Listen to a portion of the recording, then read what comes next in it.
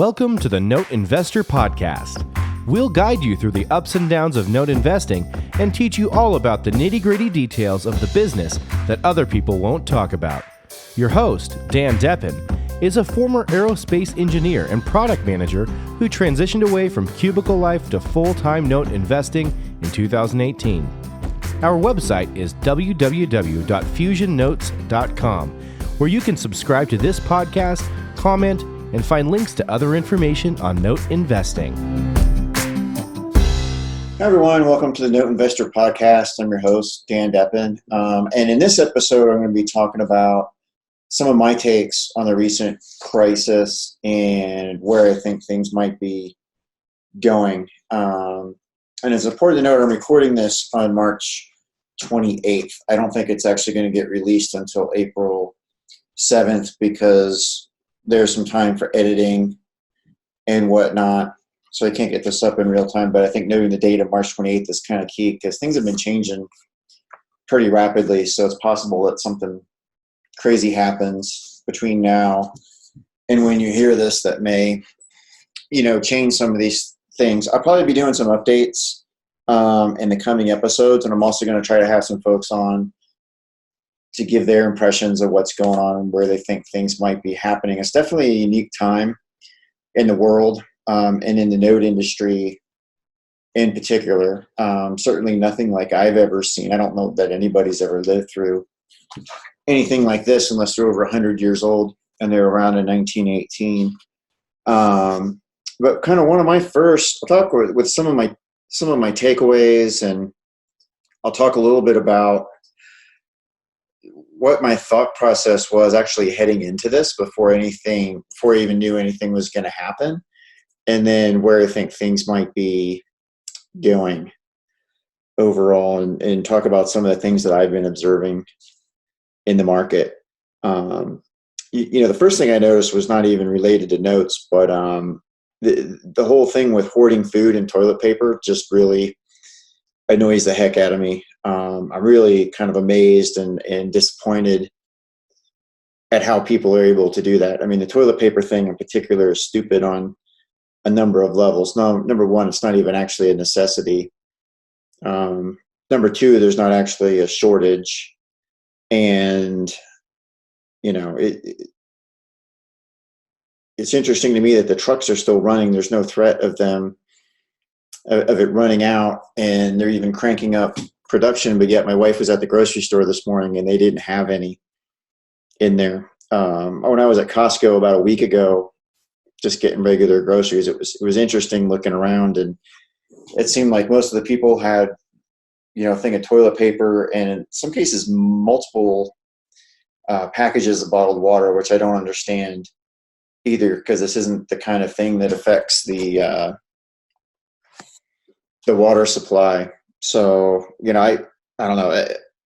I'll admit I'm pretty judgy these days when I'm walking around in the store looking at some of the things that people are doing. And it's just fascinating to me how a lot of people just seem to have lost their minds. I mean, I grew up in Florida, and we used to have, hurricanes, and then the threat of hurricanes where, people would be scrambling for supplies. But even then, it's a little bit different, right? Because in a hurricane, you've got the threat of physical destruction, power lines going down and going off, structures getting destroyed, flooding, issues with the water supply. So in those situations, I can totally understand, where you're going to need bottled water and other, maybe bags of rice or whatever. But in something like this, it makes zero sense. So I've been very disappointed with a large segment of the public. I just had to get that out there. I would love for a psychologist to explain some of that behavior, because I simply don't get it. I mean, I understand people being fearful or being concerned about loved ones who might not be in the best of health already and be particularly, susceptible to having problems. But some of the stuff of, hoarding things that don't even relate, I really don't understand. I would not have expected that. But anyways, getting off of that tangent, talk a little bit about, the note market. So So leading into this, right, my thought process and my, kind of thesis heading into this over the last probably about 18 months or so has been that, the note market had been pretty tight. We're more than 10 years from the 2009 crisis. That whole backlog of non-performing loans had basically been worked off, or anything that was still remaining was probably not something that you wanted to touch. So we've seen, a decrease in supply of notes available and an increase in pricing, which has made it a little bit of a challenge to find good deals. However, I've still been able to do that. A number of other friends in the industry have been able to find deals as well and make money in the industry. And so my theory was, if I can make money when build a note machine that's profitable when the market is very tight, then when we get to the point where there's another recession, it should work that much better. And then I'll be able to scale it up and make even more money. And my thoughts were, that we've been overdue for a recession for a while. Back in 2017, I started moving some money out of the stock market because I was concerned about how high the stock market had gone. And I had invested through the .com boom and bust about 20 years ago now. And then, the 08, 09 crisis. And I know how stocks can pull back 30% in the blink of an eye, which we've seen some pretty wild swings in the stock market lately, although I still do have a significant amount of funds in the stock market. So it's not like I exited it. But my thinking was, we were kind of overdue for a recession. It's been over 10 years. If you look at I spent a lot of time looking at economic data. I've always done this. It's almost kind of a hobby. If you look at charts of all the recessions since, World War II, they tend to come along every so many years. And, we were pretty overdue. That had been a pretty long run without one. But what I had seen in the economy was, it seems like a lot of investors, a lot of people still had a lot of cash. So typically when you head into some kind of an economic crisis or recession, it's usually because everybody's over leveraged and everybody kind of runs out of cash, and the music stops. And then asset values start to drop, and then people can't cover loans. So people are forced to sell assets, and then that drives prices lower, and you get kind of this cascading effect. This situation is a little bit unique in that we weren't that over leveraged. So what I was expecting to happen at some point, either right away or within the next few years, was that we would have kind of like a mild recession, maybe a recession that was more similar to the one around 1991, 92. And I figured at that point, the foreclosure rate will go up some amount because the foreclosure rate's been extremely low. You'll get some more non-performing assets on the market, nothing remotely like 2009, but that supply would increase a little bit, prices would come down somewhat, and then I could kind of turn up the volume on my business, and conditions would be a little easier to operate. So I've been, for the last 18 months, kind of trying to get ready and build my machine for those types of conditions. Now the territory we're in is way different than that, right? I mean, I don't think we're looking at a mild 1991 type recession. We're actually looking at the economy basically shutting down with all the quarantines, which is unprecedented. I mean, there's really never been anything like that before. I think individual consumption is like something like 70% of the economy, and to have a ton of that just cease is really going to be nuts. Some of the estimates on the GDP drop from the banks vary a lot. Where I've been getting a lot of my news is from the Wall Street Journal, and so I get this morning email where they're showing updates to all these charts, and then also what some of the big banks are thinking. But I think the contraction in GDP is going to be like nothing seen since the late 20s, early 30s. Now, the way a lot of people are looking at this is, this is a temporary thing. As soon as the virus crisis is over and they lift the quarantines, and everybody's just going to go back to work. So you'll see like this V shape where everything, the activity goes down and then it fires back up. And I think there's some truth to that, but I think there's going to be a lot of underlying damage, and there are going to be a lot of secondary and tertiary effects going on that are going to be really, really hard to predict. I've seen a lot of note investors on Facebook and other places, seem to think that it's going to be something relatively transient that passes quickly. I'm in a little bit of a different camp there. I think in the short and medium term, I'm probably more pessimistic than most about the economy. I think the effects of this are going to be a lot larger than or the effects of the economy are going to be a lot larger than what people realize. So at the moment, I'm just continuing to kind of monitor the situation. I'm still bidding some things, but I'm not going too crazy trying to buy assets until we get a little bit better idea how this is going to shake out. I think the big thing, though, is while I'm more pessimistic, I think, than most people I've talked to in the short and medium term, I think there are going to ultimately be a lot more particularly non-performing assets hitting the market at some time in the future.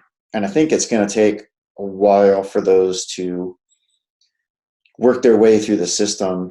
Could be 12 months plus till the opportunities really trickle down to the part of the market where we can participate and pick up some good discounts. So I'm not so much worried about trying to pick up deals over the next few months. If I find some good ones, I'm definitely going to grab them. What I'm really trying to do is make sure I'm in position to take advantage of what I think is a much larger opportunity that could come, maybe 6 to 12 months from now, maybe longer out. I don't know. This stuff is super, super hard to predict. But I think the opportunities are ultimately going to be far greater than what some people seem to think right now, which is really good news for note investors. So what that means is I think you want to basically get your house in order now, get your processes and procedures dialed in so you're ready to move, be able to do due diligence quickly, be able to do pricing quickly, cultivate relationships with sellers, and do all that kind of stuff. So when the opportunities hit, you're ready to go. Because when the assets really start hitting the market, then you're going to see all kind of, people who are brand new to it say, hey, I heard there's an opportunity here. Let me get in here and figure this out. And by the time they get it all figured out, they will have missed a chunk of the opportunity. So, highly encourage everybody to do their homework now and get ready. I'm not so much worried about missing stuff in the near term or the next few months. This is a really big event, and there are going to be a lot of opportunities. So nobody's gonna miss out. And I would not be too influenced by people who are out there talking about, hey, I'm not afraid of this crisis. I'm out there buying right in the midst of it. That's good for them, but don't feel like you're missing out on anything, because I don't think you're going to at all. So as far as what I have been seeing so far in kind of my journey into this crazy crisis, I was a little bit lucky in that I had exited a few deals right before all hell broke loose. I actually sold 3 or 4 REOs, and one of them closed on March 17th after the crisis had started. I was a little worried that the buyer was going to back out, but they didn't. They closed. So right now I've actually only got 1 REO, and it's one that's a duplex where half of it is rented out, and I'm actually been collecting rent on it. Or at least so far. I did in March. We'll see what happens in April. That may or may not change. I think my renter may own a local restaurant, so they might be shut down for a little bit. And if that's the case, I'm obviously going to work with them, given everything that's going on.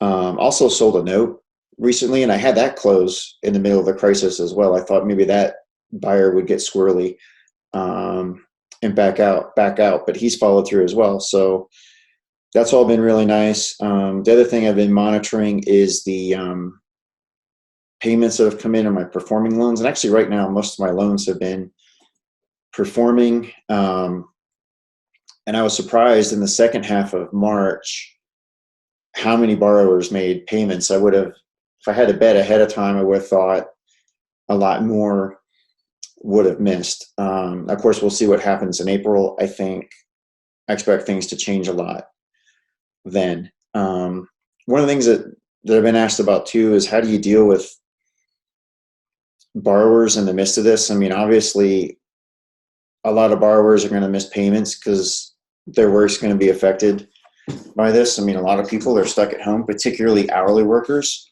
who make up a large percentage of my borrowers, and people have asked if they should be, proactive and reach out to borrowers ahead of time. I'm not doing that because my concern with reaching out to a borrower preemptively would be you might give them the idea that it's okay to miss, because I really don't know who's affected and who's not. But some borrowers may be tempted to say, "Hey, I'm affected. Can I get a break? Can I get some free months of living here or whatever?" So my plan is just to monitor the situation, and then when someone does miss a payment, then reach out to them directly and see what's going on. And my approach will be that, "Hey, so you missed a payment. Talk to me. Let me know what's going on. Willing to work with you, provided you communicate. But if you miss and don't communicate, then we just do what we normally do in those situations." So different people's opinions on this vary, but I'm not trying to be proactive because I'm worried about inducing borrowers to miss payments if I do that. I have seen another number of sellers put assets on the market. A lot of the tapes that I've seen recently are ones that people had put out in the last few months and basically wanted pricing that didn't make sense. And now they're coming saying, no, I really want to sell it. I've stayed away from that stuff. A lot of those assets too have tended to be kind of junky, recycled stuff. So we'll see how that goes if anything better shows up. I've not been doing any specific asset manager outreach because I'm kind of just monitoring the situation right now. I also had some discussions with my investors and partners, and they were all a lot more game to do deals than I would have expected. I thought maybe everybody was just going to kind of sit back and not look to do anything for a while. But a lot of people are interested in doing things provided that they make sense, right? Given everything. So, I'm being careful of the assets that are getting recycled and hitting the market. Some of the things I am doing is I had a project underway prior to all this where I've been mapping a lot of the note market and doing a lot of research and some of the recording sites and kind of basically drawing a map of where notes come from and where they go and kind of how they flow. And I discovered a lot of interesting things in that study. I'm not going to share it all here right now. Maybe I'll get into that more in a future episode if that's something that folks are interested in. One of the things that was really interesting about that study is how the sources of notes tend to evolve over time. So in 2014, 15, you saw a lot of people buying from Condor, and then it switched to Granite, and then it switched to Harbor Portfolio, and then it kind of switched to Window Rock and Home Opportunity. And the question in my mind before all this went crazy was, okay, what's the next thing going to be? Because Harbor shut down and Window Rock and Home Opportunity are basically done. And what is left over is not worth looking at, in my opinion. I've already looked at it like 27 times. But now with all of this happening and a lot of the non-QM lenders, some of them have already declared they're going belly up, which I find kind of interesting because we're not even that far into the crisis. It's one thing, a couple of things I do find fascinating. As soon as everything broke loose, you had, they're not in the loan business, obviously, but Boeing had their hand out for help from the government, like 2 days into it. And then you see some of these non-QM lenders throw their hands up right away, which I find kind of funny because we haven't really hit all the effects of the crisis. So if you're that fragile that you're going down that quick, that's probably not a good sign. So, since the crisis broke, I've really been amping up those efforts to kind of map the market and kind of look at who owns these types of riskier assets. They're going to be more likely to go non-performing, and who might be selling them, and who the contacts are. And I've also come up with some,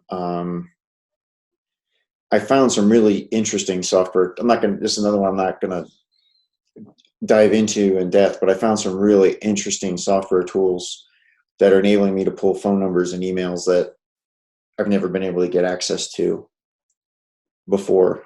So right now I'm just building that database and building that battle plan. And before too long here, I'll start putting that into motion to hopefully find some good deals as they begin to become available. So, and really overall, I'm trying to set myself up for that long term. I've also been beefing up a lot of my systems and processes, updating a lot of my LinkedIn stuff, and then some of my email marketing and other things. I've been doing a lot of deep dives into digital marketing, and even spending some time looking at a potential non-notes related business that I've been thinking about for a while. And I'm starting to run some experiments related to that using Facebook ads and lead pages to gauge the market in this area to see how much interest there is. So as everything kind of slows down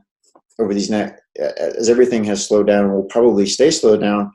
I really encourage everyone to keep doing stuff and, use it as an opportunity to spend time on a lot of these things you may have had in your backlog of things to do, but haven't really had the time to sit down and do them. That's what I've been doing. I mean, of course, as far as the business, it's still business as usual, monitoring the loans. I just got a bunch of tax reports from Pro Title, so I'm monitoring delinquent taxes and taking care of those and doing all of my, normal activities that I keep track of in my CRM, following up when borrower's insurance is set to expire to make sure that they're renewed it, or else put forced place insurance and, all that kind of stuff. But it's been nice because the general level of email traffic has slowed down. And so that's freed up a lot of my time and a lot of my just kind of mental space to get things really dialed in. So whenever this is over, and you don't know when that's going to be, in theory, it's going to be in a couple of weeks, but we don't really know.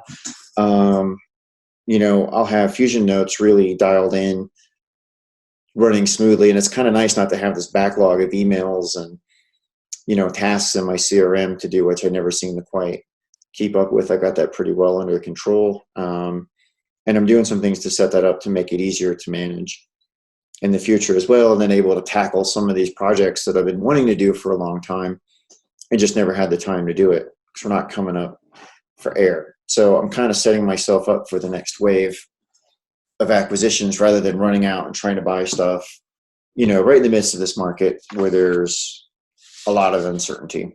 So the next thing I wanted to talk about was pricing and how that might change. So as we, came into this crisis, pricing was, as high as I've ever seen it. Not that I've been around for that long, but, pricing was very high. The market was very tight. And now obviously I expect pricing to change. So the first thing I'll talk about is performing notes.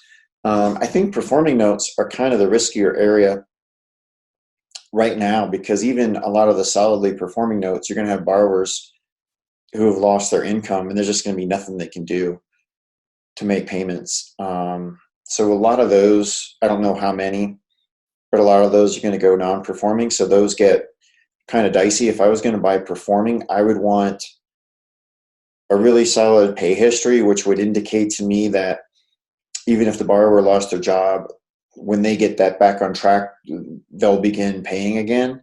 But then I would want some kind of discount, because I would be assuming that I'm probably going to miss some number of payments in there, more than likely. A lot of loans won't miss at all. But if you look at the averages, right, like let's say you go out and you buy 1,000 performing notes. Not that I'm ever going to buy that many anytime soon. There will be some percentage that don't miss a beat. There will be some percentage that miss some number of payments because the borrower had a job loss. And then there will be some that just end up, the borrower throws their arms up and all this, and they go completely non-performing. So it's really a matter of sitting down and thinking about what those percentages are and those probabilities, and then adjusting your pricing to take that into account. Now, on any given note, you're not really going to know. You're not really going to know how all of that is going to shake out. So exactly how to price those is a little tricky. I'm kind of myself just sort of staying away from those for a little bit. But on the non-performing side, there's a little bit more to work with. So on the non-performing side, we're seeing a lot of moratoriums on foreclosures and evictions. And this is one of those areas where I'm not going to try to talk about it in detail, just because this stuff is changing day by day. I know they've announced some things for FHA loans, basically a lot of the GSE loans. And then there's a lot of county by county actions. What I'm doing for now is I'm assuming that anything that's coming up on a sheriff's sale will get delayed by probably a few months, and then any evictions will get delayed by probably a few months. So as far as that leads into pricing non-performing, your timeline's going to get longer, and with that, your holding costs go up as well. The other thing I'm factoring in is a reduction in the real estate prices. Now, a lot of the assets that I'm buying that are sub $100,000 houses, those aren't going to fluctuate as much as a, $2 million house in California, but I think there's going to be some change there. So you want to have that factored in.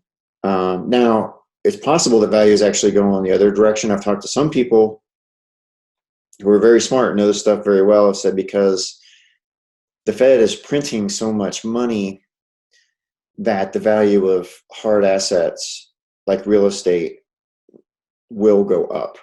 That would be great if the value of the real estate did go up.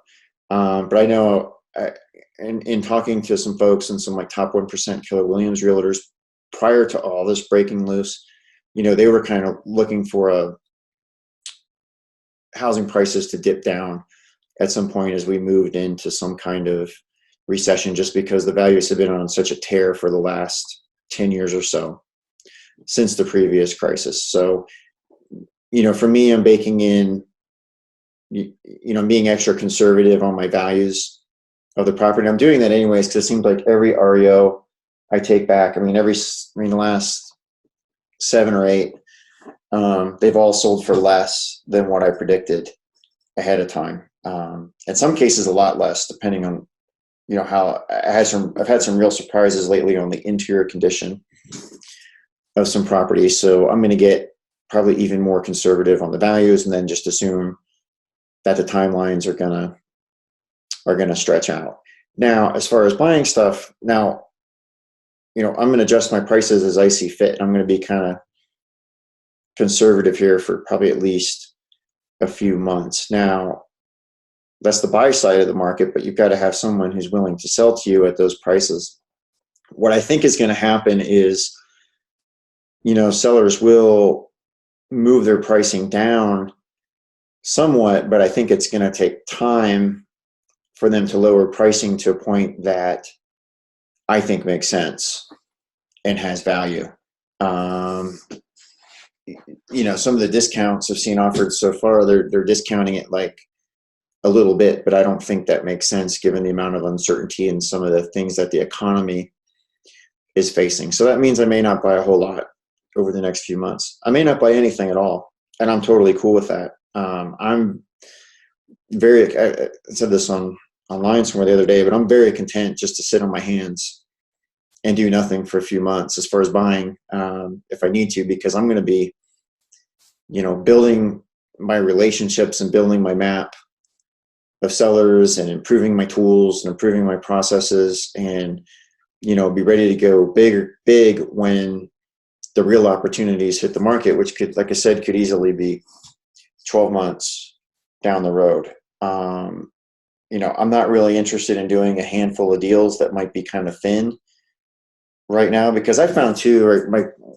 I've had a few deals that have gotten a little bit sideways, and it's interesting how the deals that I don't make any money on end up taking up most of my time.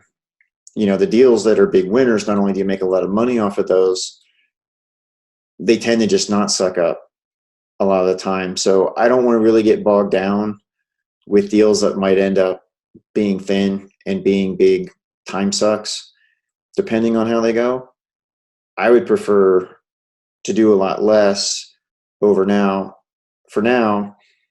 and then at some point in the future, back up the truck and buy a couple $1 million worth of loans at really juicy prices, and then really execute really, really well. So that's how I'm kind of viewing the market. I know that's quite a bit different than most of the people that I've talked to out there, and they may be right. I mean, I could miss out.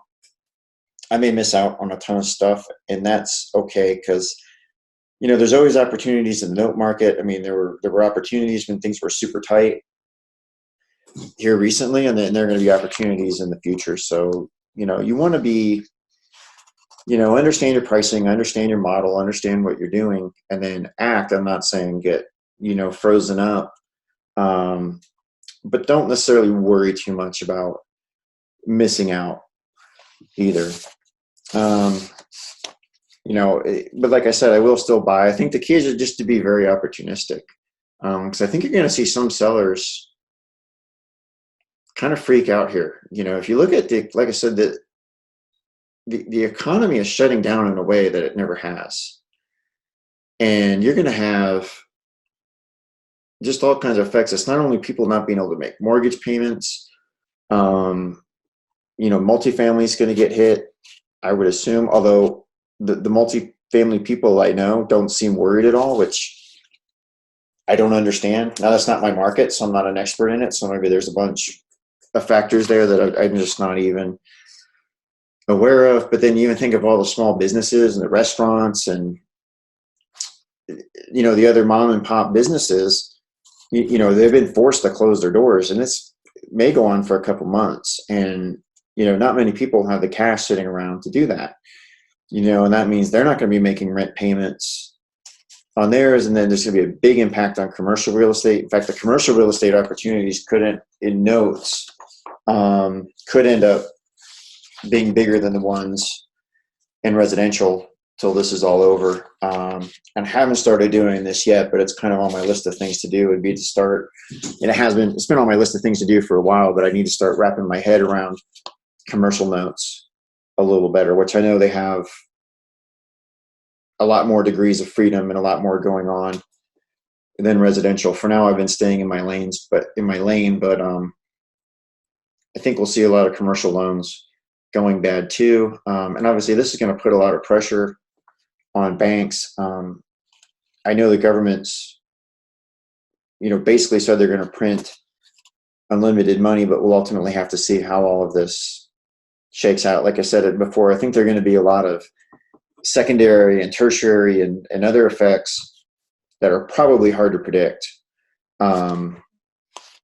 right now. But like I said, I think the overall impact is going to be bigger than some think. So, the other thing I'm doing in the meantime, to stay productive during the quarantine, it's interesting for me. I know a lot of people, it's kind of tough because they're either stuck at home and they can't do their job from home, or a lot of people are working at home and they've never done it before. For me, it's actually been better in a lot of ways. So I've been working at home for the last 18 months. So really not much different from that perspective. And in past jobs, there were times where I would work from home for certain weeks or periods of time. When I worked at Oracle, I used to work with a group that was based in the Bay Area, California, and I live in Colorado. And so, a lot of times there was just no point in going to the office because everybody I worked with was somewhere else. So for me, it's kind of old hat and not that big a change. And I kind of like it because now my wife is working from home and my kids are home from school. So it's kind of nice for me because usually I'm in the house by myself all day. I've got 3 other people in the house. So there's actually, it's actually more social for me instead of the other way around, like for a lot of people. So that's been easy to manage. I've always been kind of focused on, diet and exercise, but I've been like kind of even more so in a lot of cases now doing 2-a-days. And I did a lot of working out over the winter and got my fitness to a pretty good spot. And I've been lucky too, where I haven't had any injuries lately, knock on wood. And now I've just been cranking that up. The golf course I play at stayed open for a long time and then closed. And now it actually just opened back up, but to no practicing. But I've been hitting a lot of balls when I could, and actually picking up a lot of ball speed and hitting the ball a lot further, which is nice. So once we actually get back to a regular season, I can get back out there and play some tournaments. I should be able to do some damage. So I'm setting myself up for that too. I'm also doing a lot of random house projects and cleaning things out. Just this morning, I cleaned out my closet, which I tend to do every year or so. So by the time this is all over, I should have it pretty squared away. Garage, basement, office, rest of the house. So I hope a lot of you guys are doing the same thing, and hopefully you're taking care of yourself. But I know some people have talked about this. They tend to sit around and watch TV and eat junk food, and that's really, really bad. I've actually been eating better during all this, because one of the things when you're not running around or eating out, you can really control your diet. So, I highly recommend you do that. And buying good food hasn't been hard.